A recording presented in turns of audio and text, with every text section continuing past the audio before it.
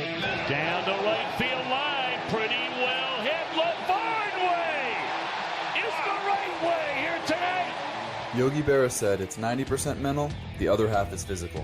My name is Ryan LaVarnway, Major League catcher and minor league grinder, and I've spent the last 15 years playing professional baseball while evolving my mindset.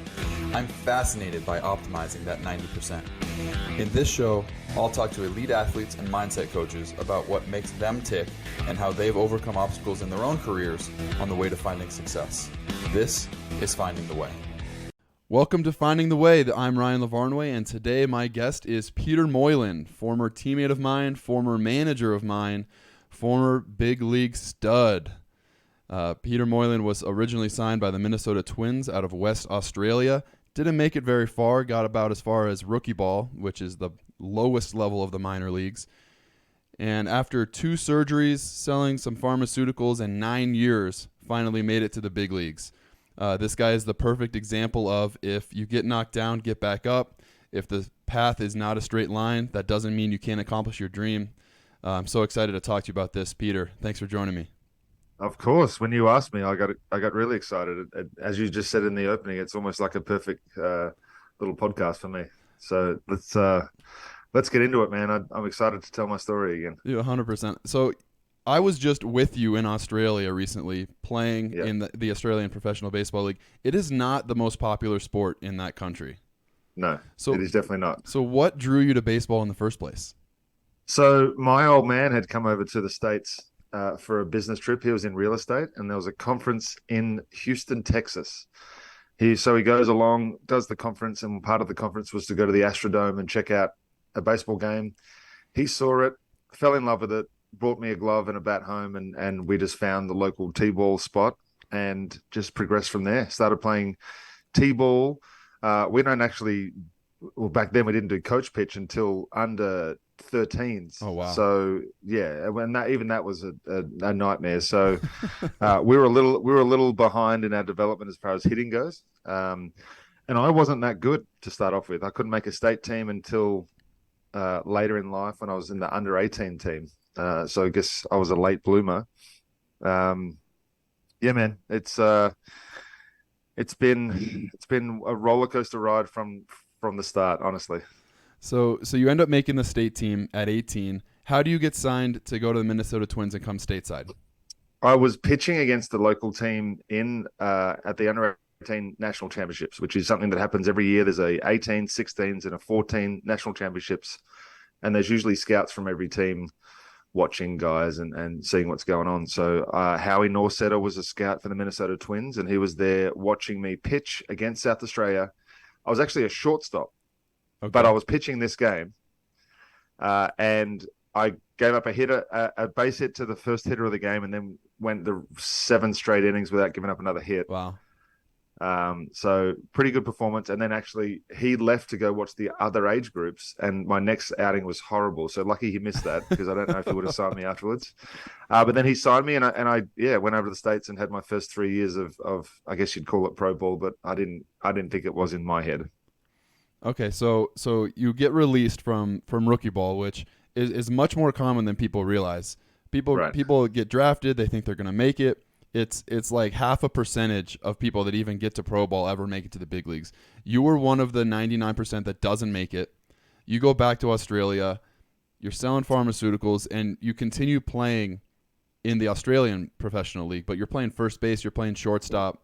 I am. And you end up having 2 back surgeries. Yeah. Before that, I had to go to Taiwan. So I went to Taiwan in between to try and revive my career. I was still pitching, and that's when I blew out for the second time and realized that pitching may not be for me at this point. I was managing a team, and we needed some hitting. So you were coaching already? I was already coaching. Yeah. How old were you at this point? 25, 26. Okay, so you're in like your prime, what's supposed to be the prime of your physical life. You're already done. Your body's failing, and you're coaching. I'm coaching and playing at the same time. Okay.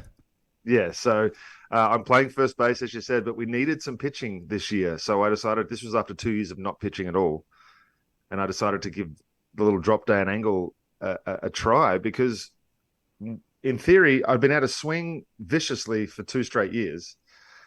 and not have an issue. So I figured if I could use the same rotational concept with my throwing, then I might be able to still pitch. And I dropped my arm angle down, gained more velocity than anyone's ever gained in their life. Nothing to do with the pharmaceuticals, just to clarify. And yeah, so it was almost like I found my natural slot. And I was pitching at that point. I was only pitching in local games, and I don't know if you went and saw a local game while you were there, but the standard, it was a beer league. It was just grown men that had either stopped playing professionally or are trying to keep young guys trying to keep playing professionally, all mixed together. And yeah, I was throwing the ball really well. And then Deeble was actually the Australian manager at the time, John Deeble. He was watching me pitch and wanted me to come try out for the World Baseball Classic team. Yeah, Deeble, who was our pitching coach together with us when we were in Australia last couple months ago.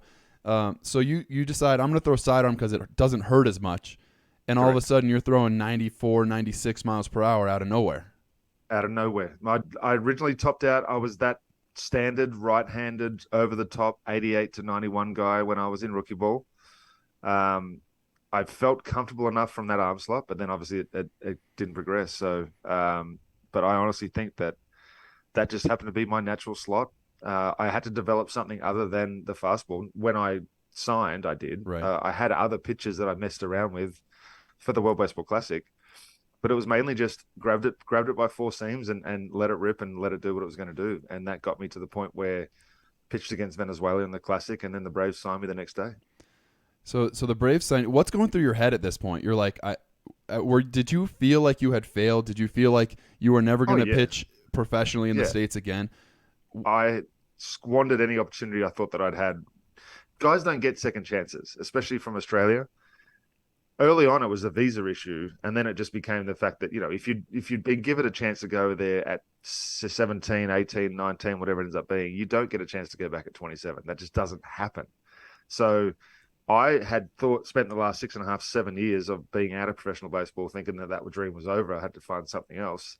And then I'm a pharmaceutical rep, and I'm in Orlando, Florida, pitching for Team Australia, which I wasn't even on the radar for Team Australia for the longest time. Yeah, you kind of came out of nowhere for that too. Came out of nowhere, and then I'm trying out for the World Baseball Classic, pitching for the Team Australia against Venezuela, who had Maglio Ordonez, Miguel Cabrera, Bobby Abreu, like some of the best hitters in the world at the time. And I'm doing okay. So the next day, the Braves come up to me and they say, "We want you to sign." And I'm like, "Okay, well, I've got a pretty decent job. I've got a family at home. What do I do?" And I knew in my heart that I couldn't continue. Have been given a second chance, and if I had said no to that, I couldn't live with myself. So I went for it.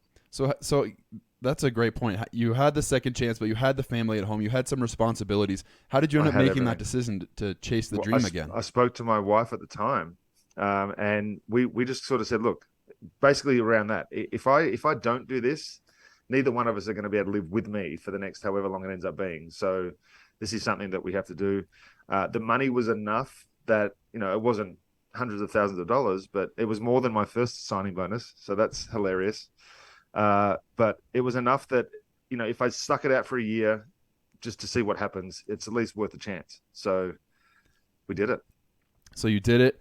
You get to the big leagues almost immediately that year. Almost immediately. It's pretty amazing, from just total obscurity across the world, pitching in the big leagues for the Atlanta Braves.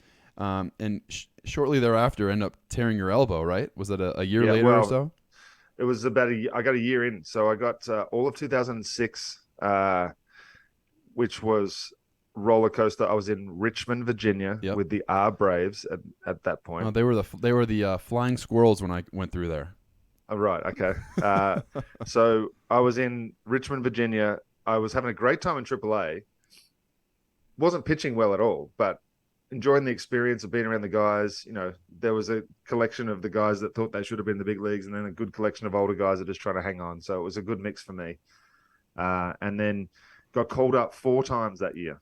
Wow. For short stints, a couple of weeks at a time. Did better in the big leagues than I was doing in AAA.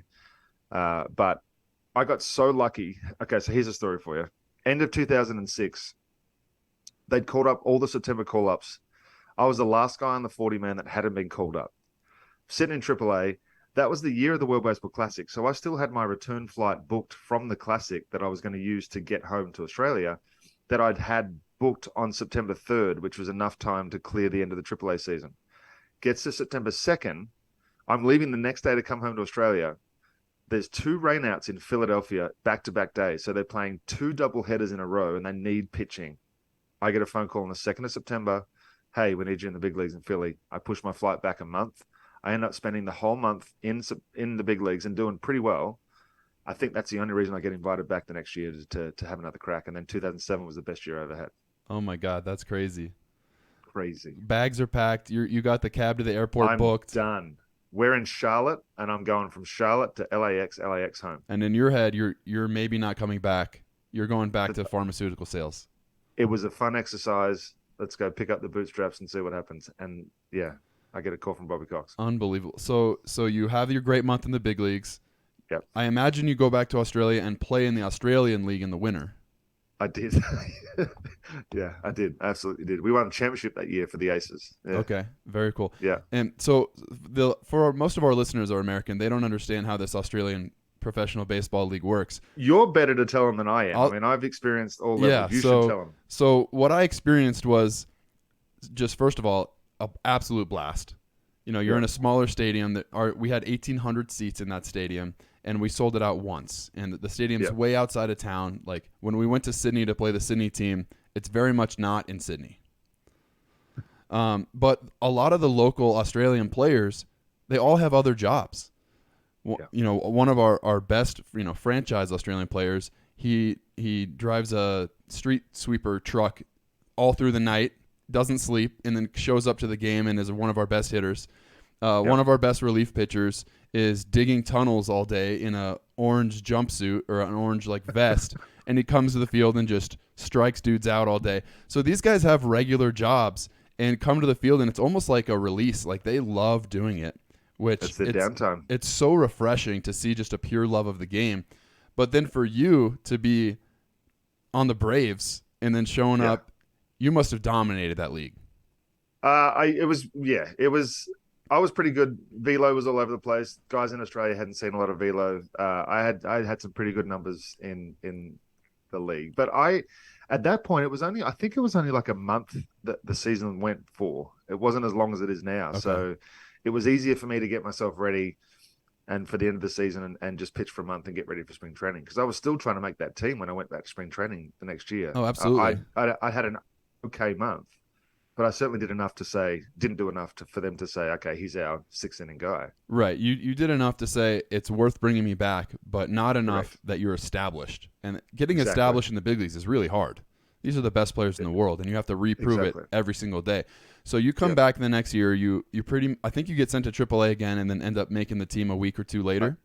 Exactly. Yep. I was in AAA for a week, got 2 outings in AAA, and then got called up in 2007, and then I was in the big leagues from 2000 all the way through 2000. This is the greatest year of my life. Like, you want to talk about the minute I felt like I belonged it was like about midway through 2007. You still never feel comfortable enough to where you're like, okay, this is it now. Right. But there was a moment in 2007 where I was like, okay, I'm doing fairly decent here. I figured some stuff out, and if I can just keep doing this, things are going to be okay.